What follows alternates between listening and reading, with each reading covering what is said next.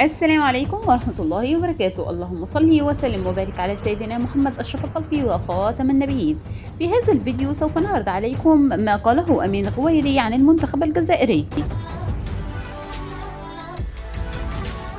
تحدث الجزائري أمين غويري نجم ريان والمنتخب الوطني الجزائري عن اختياره للعب للجزائر عوضا عن فرنسا.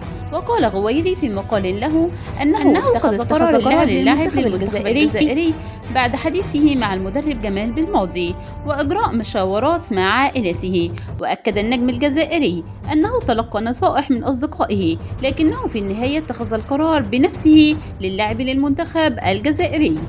وبشأن علاقته بالجزائر، أوضح غويري: لدي عائلة في الجزائر ولدي ولد هناك وأملك رابطا قويا جدا مع الجزائر.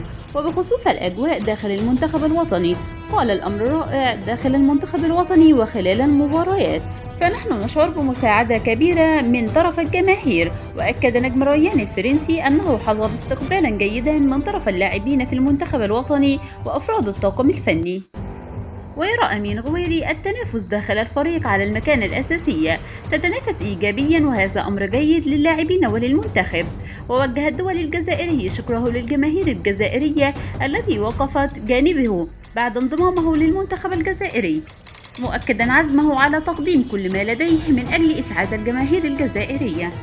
وبالنهاية، إذا أعجبكم الفيديو لا تنسوا الاشتراك بالقناة وتفعيل زر الجرس ليصلكم كل جديد. دمتم في أمان الله، ولا تنسوا الدعاء لإخواننا في غزة.